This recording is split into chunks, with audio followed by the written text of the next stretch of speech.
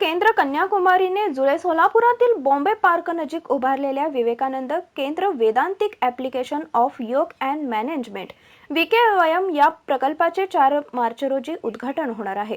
सकाळी 10:30 वाजता राज्यपाल श्री भगतसिंग कोश्यारी यांच्या हस्ते हा सोहळा होणार आहे।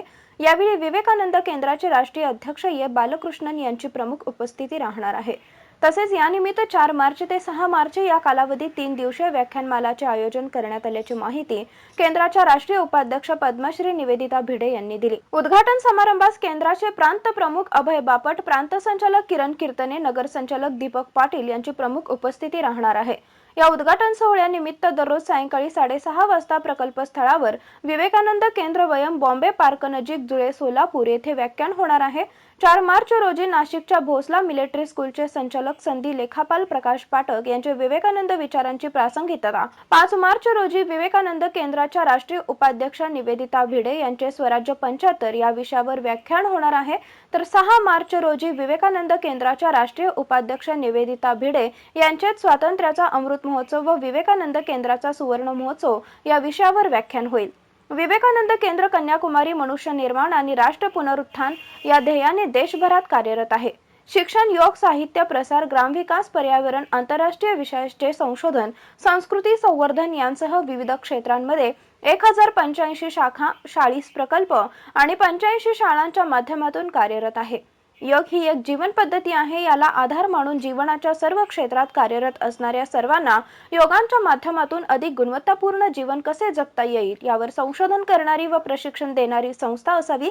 या उद्देशाने विवेकानंद केंद्र वेदांतिक ॲप्लिकेशन ऑफ योग अँड मॅनेजमेंट विकेवयम या प्रकल्पाची उभारणी करण्यात आली आहे। योग एक जीवन पद्धती या संकल्पनेवर आधारित मनुष्यातील क्षमता, प्रावीण्य, उत्कृष्टता व पूर्णत्वाचा विकास करणे हे या प्रकल्पाचे ध्येय विजन आहे।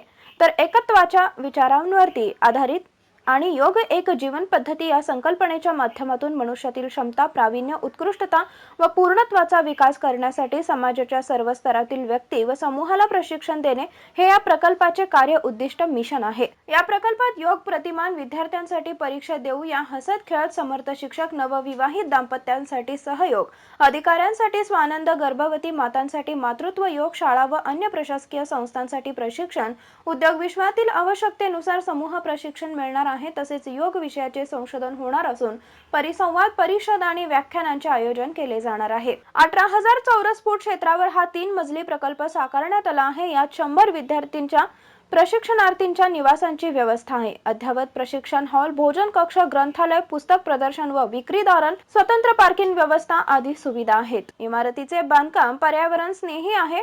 सोलापूरच्या वातावरणाला अनुकूल अशी इमारतीची रचना आहे। मुबलक सूर्यप्रकाश व खेळती हवा राहील याची काळजी घेतली आहे। यामुळे कमीत कमी ऊर्जेचा वापर होणार आहे। तर इमारतीच्या आतील तापमान बाहेरील तापमानाच्या तुलनेत कमी राहावे यासाठी बाहेरील बाजूस वेली तर आवारामध्ये 100 वृक्ष लावले आहेत। इमारतीला बाहेरून कोणताही रंग दिला नसून तो नैसर्गिक आहे। आतील बाजूने वैदिक प्लास्टर व वैदिक पेंटचा वापर केला आहे। जल पुनर्भरणाची व्यवस्था केली आहे। या छतावरील व आवारातील पावसाचे पाणी कूपनलिकेत जाईल अशी यंत्रणा उभारली आहे। लवकरच 25 किलोवॅट क्षमतेचा सौर ऊर्जा वीज निर्मिती संयंत्र बसवण्यात येणार आहे। यातूनच प्रकल्पाच्या विजेची पूर्ण गरज भागणार आहे। नमस्कार। 1972 साली विवेकानंद केंद्राची सुरुवात झाली। म्हणजे आता हे वर्ष जे आहे ते विवेकानंद केंद्राचं 50वे वर्ष आहे। आणि 2 वर्षांपूर्वी विवेकानंद शिला स्मारकाचे 50 वर्ष पूर्ण झाले होते। तेव्हा विवेकानंद केंद्राने पूर्ण भारतभर संपर्क कार्य हाती घेतलं होतं। तर या 50 वर्षाच्या वेळी विवेकानंद केंद्र सोलापूरमध्ये पूर्ण महाराष्ट्र प्रांतासाठी आणि शिवाय आजूबाजूचे जे प्रांत आहेत त्यांच्यासाठी हे विकेवयम सुरू करतात। याचा आम्हाला खूप आनंद आहे आणि त्याबद्दलच थोडक्यात सांगण्यासाठी विवेकानंद केंद्राबद्दल सांगण्यासाठी आज आपण भेटतो। विवेकानंद केंद्र हे राष्ट्र पुनरुत्थानासाठी मनुष्य निर्माण असं ध्येय घेऊन कार्य करतात।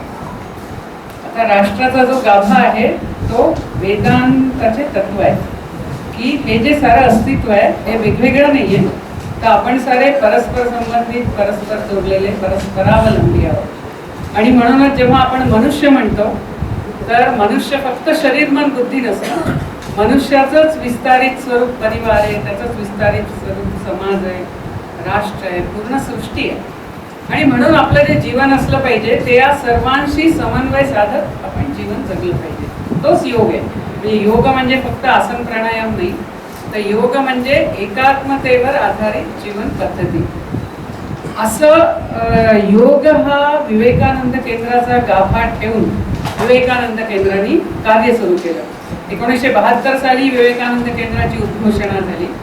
त्यानंतर 1973 साली असे जे युवक युवती आहे की जे पूर्ण वेळ देऊन केंद्रासाठी आपलं जीवन समर्पित करून कार्य करायला तयार आहे, त्यांना प्रशिक्षण देऊन प्रशिक्षण जे आहे त्याच्यासाठी 1973ला प्रशिक्षण सुरू झालं. 74ला पहिल्या बॅचचं प्रशिक्षण पूर्ण झालं आणि मग त्यांना भारतभर पाठवल्या गेलं.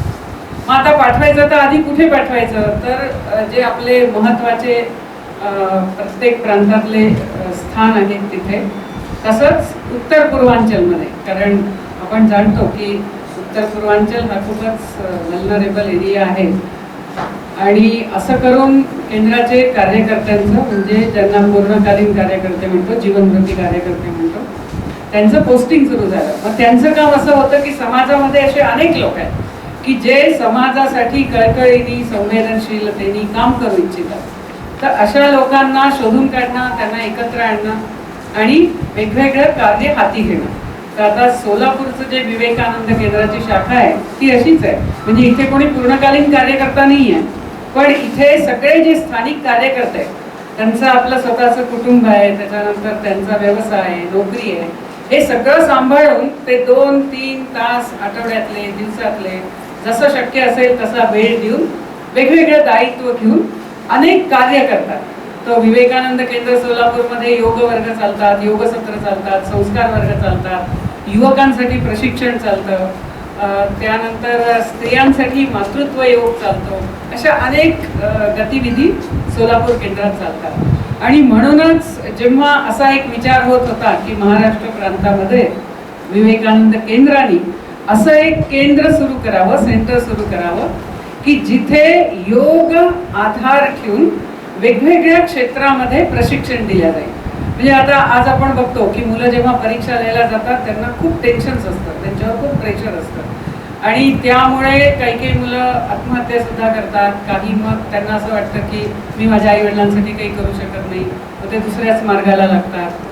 तर परीक्षा दे हसते हसते असं एक विद्यार्थ्यांसाठी योग प्रतिमान विवेकानंद केंद्र कंडक्ट करतात. मग शिक्षकांसाठी की शिक्षक काहीही आव्हानं असले, परिस्थिती कशीही असली तरी मुलांशी संबंध, आत्मीय संबंध स्थापन करून मुलांमध्ये बदल घडवून आणू शकतो. म्हणून समर्थ शिक्षक समर्थ भारत असं समर्थ नावाचं एक शिक्षकांसाठी पण योग प्रतिमान आहे.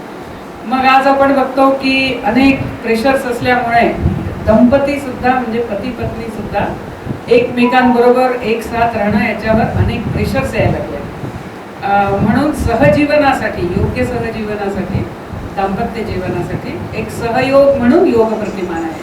तसंच जे CEO आहेत किंवा ज्यांचं ट्रॅव्हलिंग काम असतं, असं वेगवेगळ्या याच्यासाठी योग प्रतिमान आहे. शिवाय जसं मातृत्व योग सांगितलं की ते तर सोलापूर केंद्रामध्ये गेले 25 वर्ष सुरू आहे आणि त्याचे खूप चांगले रिझल्ट्स मिळाले आणि ते पूर्ण डॉक्युमेंटेड आहे. त्याच्यामध्ये डॉक्टर स्वतः इन्व्हॉल्ड आहेत आणि जी गर्भवती स्त्री असते तिला योग्य आसन, योग्य ॲटिट्यूड, योग्य संकल्प करून ज्या मुलाला जन्म द्यायचा त्या इतकं जन्म देणे सुलभ झालं पाहिजे आणि त्या मुलाचं आरोग्य राहिलं पाहिजे. त्या मुलाची वाढ शारीरिक, मानसिक, भावनिक ती पण व्यवस्थित झाली पाहिजे. त्या दृष्टीने मार्गदर्शन दिलं जातं. तर असं आता 25 वर्ष, त्याचे पण 25 वर्ष झाले त्या मातृत्व योग सुरू करून.